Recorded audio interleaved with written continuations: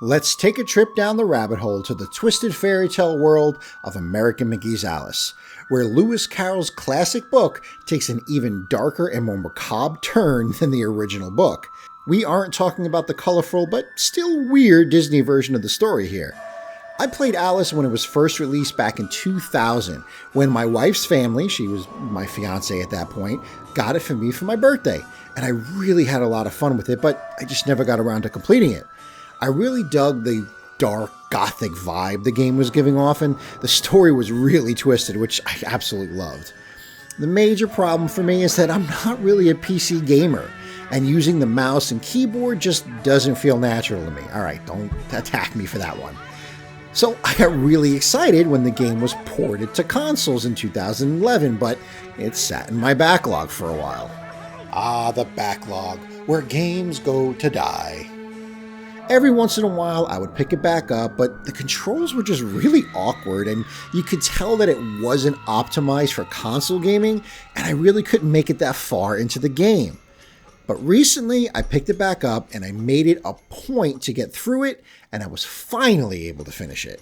How's it going, fellow geeks, and welcome to GamerDad's Mostly Steam Deck Reviews, and welcome to our inaugural episode of our non-Steam Deck game reviews.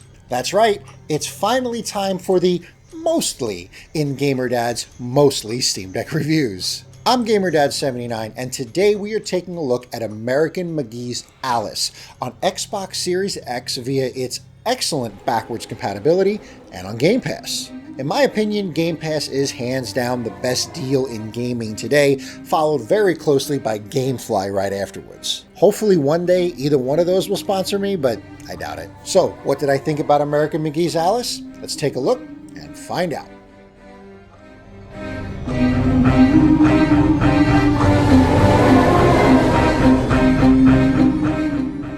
In 1863, young Alice Liddell wakes up from dreaming of Wonderland by a raging fire in her home.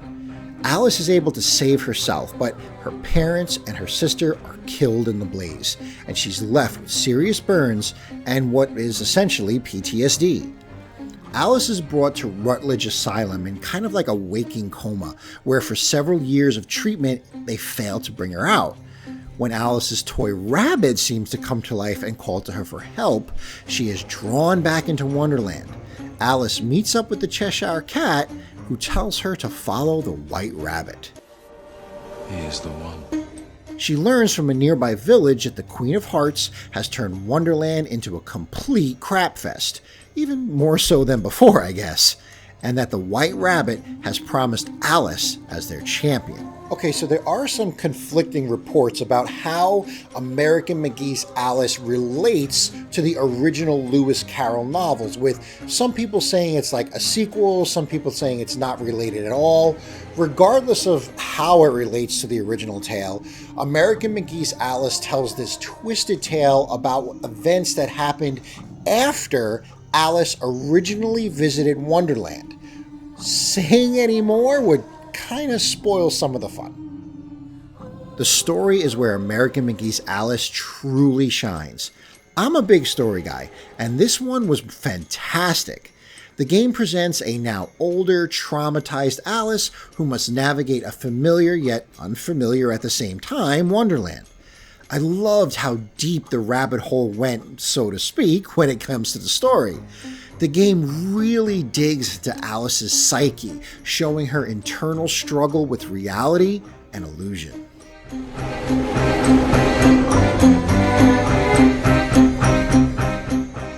The game looked great when it was released, and while it's dated today, it still kinda holds up. Now, the art direction is a true testament to the creativity of developers Rogue Entertainment, as each level is designed to showcase the nature of the familiar Wonderland characters and environments. The way American McGee's version transforms iconic locations like the Mad Hatter's Tea Party and the Queen's Domain into these bizarre landscapes was really, really cool. The eerie soundtrack, which you can kind of hear playing in the background, is another standout aspect of this game. It really helps take us into this unsettling yet beautiful world and really enhances the immersion. And if not, there may be more one way to skin a cat, if you'll pardon the expression. Unfortunately, gameplay is the weakest part of the game. I'm a console gamer at heart, and using a mouse and keyboard just feels really foreign to me. If a game offers me the option to use a controller, I'm gonna take it 99% of the time.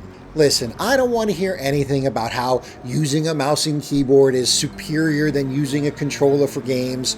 Especially when it comes to third-person games, controller is king. However, this game does not translate well to a controller, and you can tell it really wasn't optimized, which is a shame. They did a decent enough job of porting it to consoles, but man, was it a struggle at certain points due to the poor controls. The gameplay involves both combat and some minor puzzle solving, which really didn't rack my brain too much.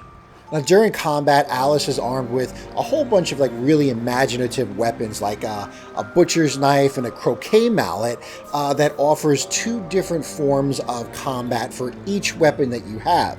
It gives you a wide variety of options when it comes to taking on the different enemies. Speaking of enemies, during the game, Alice battles these grotesque and twisted versions of all the familiar Wonderland inhabitants, such as the Cards, Tweedledee and Tweedledum, the Mad Hatter, the Jabberwocky, and so much more. However, here's a bit of advice for you if you decide to play the game. Save often. I mean it. Save every couple of minutes. Save after every battle. Save after you take a few steps. Everything can and will kill you in this game, and trust me when I say you don't want to rely on the autosave system because, simply put, it sucks. I don't know how many times I lost a crap ton of progress because I forgot to save. So yeah, save a lot.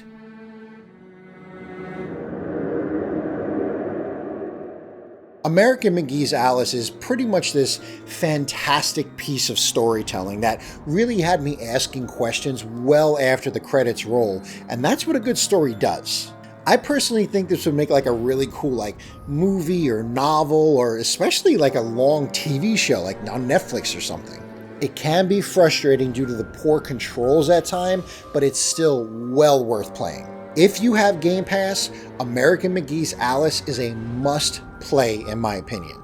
Now wait a minute, you may be asking yourself, I just went to Game Pass and I can't find it.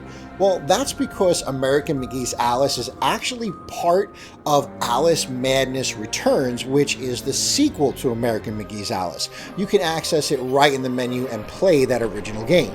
I give American McGee's Alice an 8 out of 10 Cheshire Cats. The story, atmosphere, music, sound are all fantastic, but it can be really bogged down with a very poor control scheme. Well, that's it for today's video. If you ever played American McGee's Alice, let me know in the comments down below. If you have any under-the-radar Game Pass games you would like to see me cover, also let me know in the comments down below. So, until next time, fellow geeks, I'm GamerDad79. Keep on geeking on.